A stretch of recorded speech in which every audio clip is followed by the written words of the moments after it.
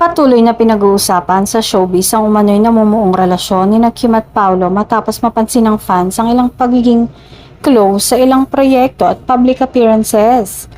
Bagamat wala pang malinaw na kumpirmasyon mula sa dalawa, marami ang naniniwalang may espesyal na ugnayan na sa pagitan nila. Sa kabila ng mga haka-haka, lumalabas sa mga ulat na tila maayos ang pagtanggap ng kanilang pamilya sa kanilang closeness. Wala umanong issue sa kampo ng magkabilang panig at mas pinapahalagahan ang kasiyahan at kaginhawaan ng bawat isa kaysa sa anumang pressure mula sa publiko.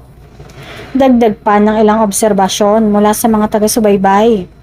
Parehong matured na ngayon ang dalawa pagdating sa personal na buhay at desisyon. Si Kim ay 36 years old na habang si Paolo naman ay 37 at magdiriwang ng ika-38 birthday sa May 13, 2026. Dahil dito, sinasabi ng fans na nasa tamang edad at tamang stage na sila kung sakaling mauwi man sa seryosong relasyon.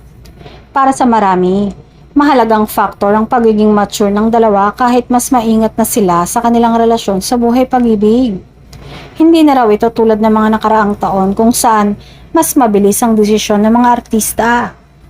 Dahil ngayon ay mas pinapahalagahan ng stability at long-term compatibility.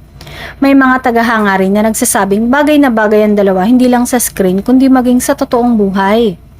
Lalo na't nakikita ang natural na chemistry nila sa tuwing magkasama. Dahil dito, mas lumalakas ang panawagan ng fans na sana ay tuluyang mauwi sa mas malinaw na estado ang kanilang relasyon. Sa ngayon, nananatiling pribado ang tunay na status ni Kim at Paolo ngunit patuloy ang suporta ng publiko.